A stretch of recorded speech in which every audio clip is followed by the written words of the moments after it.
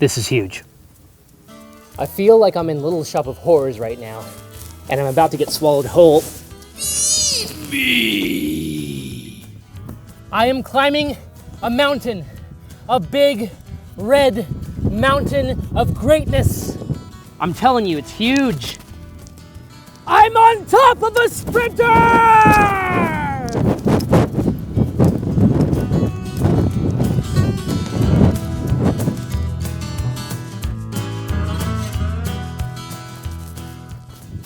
I am absolutely losing my mind over this four-wheel drive Mercedes-Benz Sprinter van.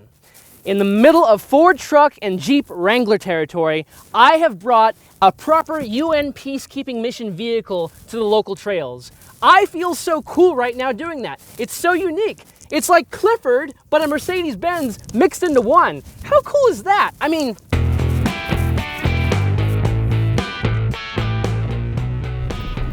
right now, I am driving my living room off-road.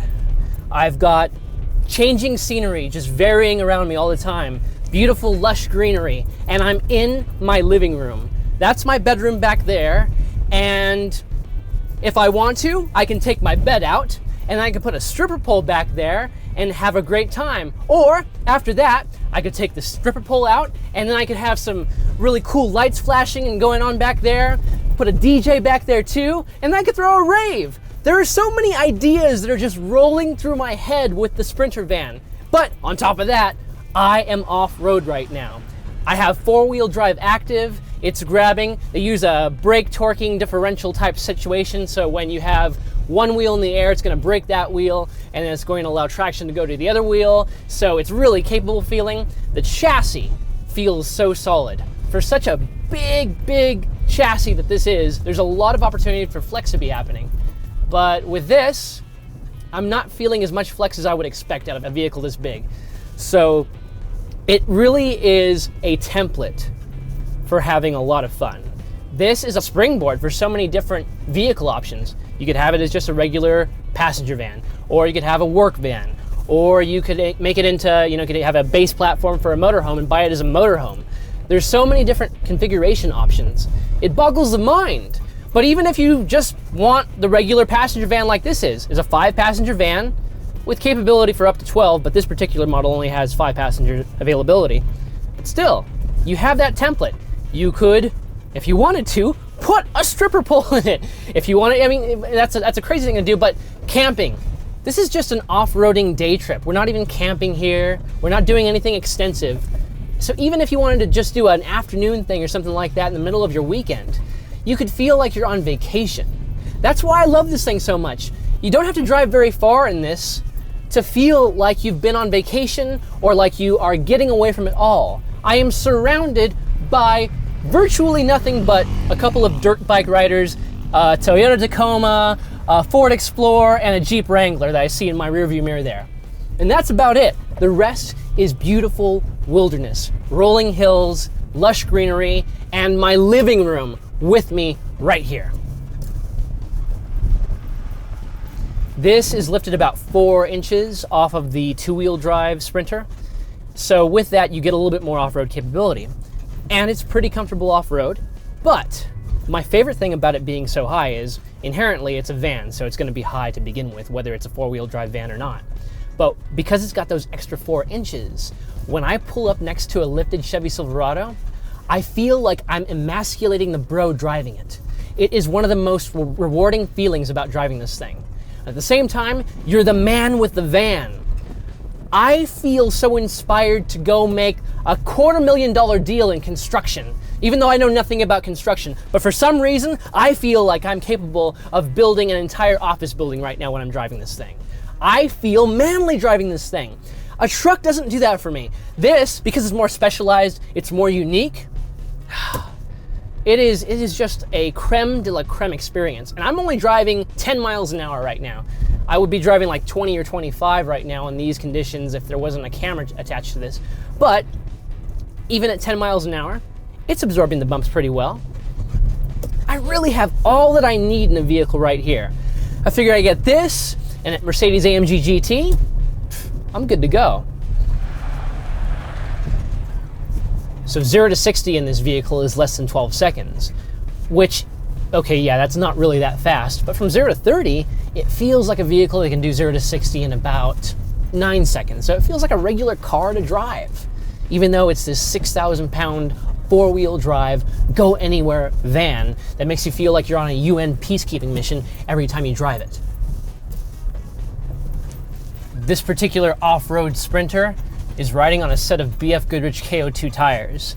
You may recall that marketing campaign video they did about a year and a half ago, where they dropped their tires, the KO2s, from 10,000 feet from a plane, and they remained intact. They didn't burst or pop off the wheel or anything like that.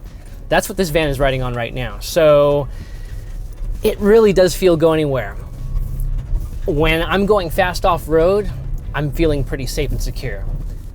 I'm not sure if that's a factory option, these KO2s, but if you buy one of these and you plan on off-roading it, might be a good idea to get some KO2s on this thing, or another really, really robust off-road tire like that, because this is a 6,000-pound vehicle. There's a lot of forces acting on the tire when you're driving a little bit quickly off-road. You need something really strong as far as rubber goes. I'm on a narrow trail right now. Not really a lot of space to turn around. This is a big vehicle, but despite its size, and despite its really long 144-inch wheelbase, I could turn around no problem. When I'm on the road, it doesn't take a really major sized street for me to make a U-turn without doing a 3-point turn. So this is really good for cities.